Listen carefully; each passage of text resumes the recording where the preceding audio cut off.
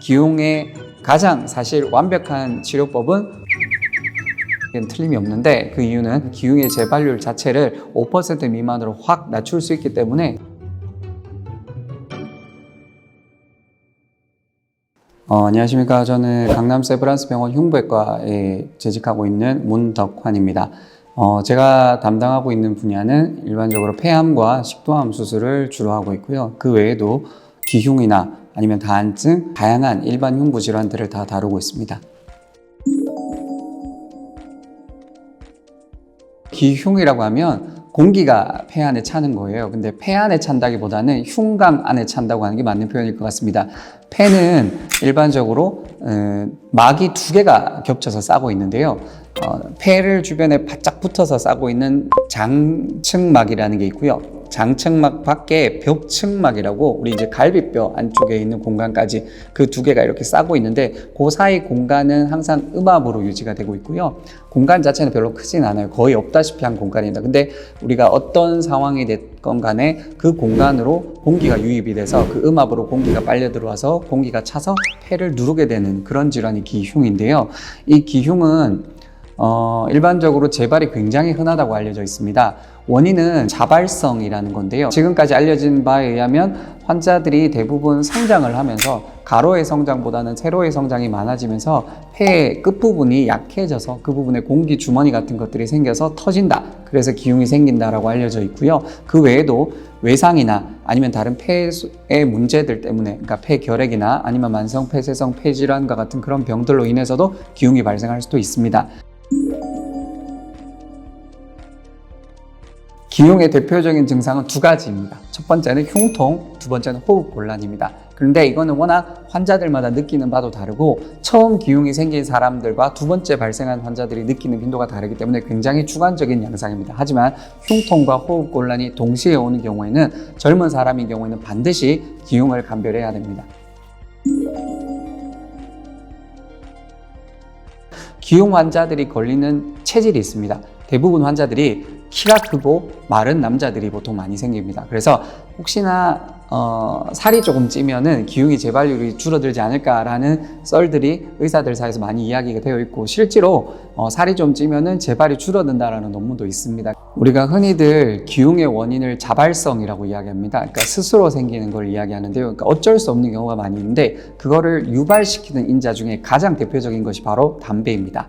담배 흡연은 환자들이 기침을 하게 되거나 또는 폐에 굉장히 안 좋은 영향을 미쳐서 기흉 환자들은 재발을 미치는데 가장 흔한 원인이 담배이고요. 그래서 식습관을 충분히 잘 섭입해서 영양 상태를 좋게 한 다음에 체중을 조금 증가시키는 방법, 그리고 흡연을 하는 친구들은 담배를 끊는 방법, 그것이 이제 기흉을 예방하는 방법이 되겠고요. 최근에는 미세먼지나 여러 가지 환경적인 요인 또한 기흉을 유발시킬 수 있지 않을까 하는 이야기도 나오고 있는데, 아직까지 그 근거는 명확하진 않습니다.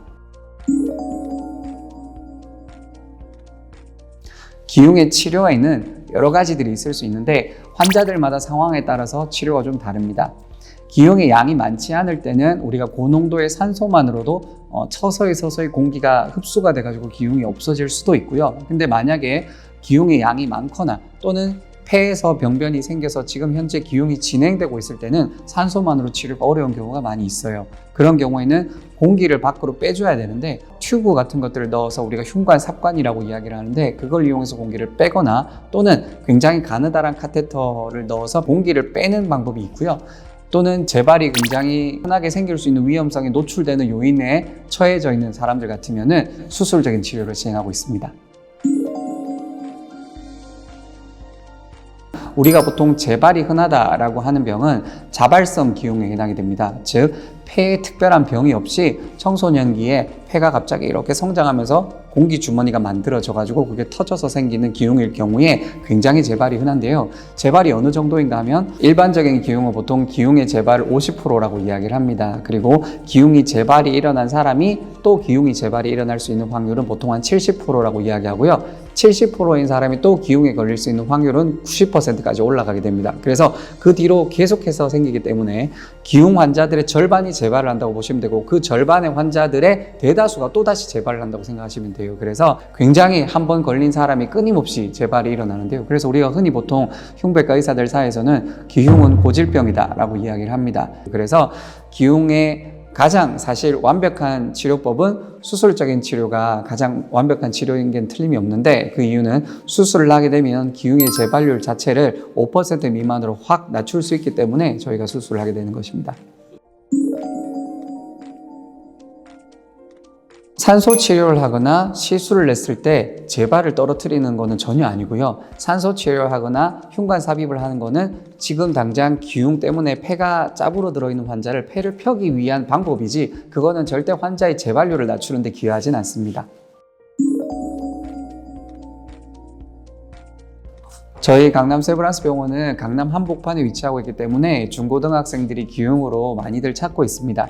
기흉이라는 병은 사실 굉장히 중요한 병입니다. 물론 폐암과 식도암도 굉장히 중요한 병이긴 하지만 기흉도 환자의 삶의 질을 굉장히 저해할 수 있는 병이기 때문에 기흉 환자들을 굉장히 한 분 한 분 소중하게 보고 있습니다. 다른 병원들에 비해서 환자들한테 어떤 게 맞춤형으로 치료가 필요할까 또는 어떤 환자는 수술이 필요하고 어떤 환자는 수술이 필요하지 않는가를 굉장히 빠르게 결정하고 환자들의 불편함을 줄이기 위해서 저희가 항상 노력하고 있습니다. 그래서 기흉에 걸리셨다면 저희 강남 세브란스 병원을 찾아주시면 저희가 성심성의껏 치료해 드리도록 할 테니까 너무 걱정하지 마시고 저희 병원을 찾아주세요. 감사합니다.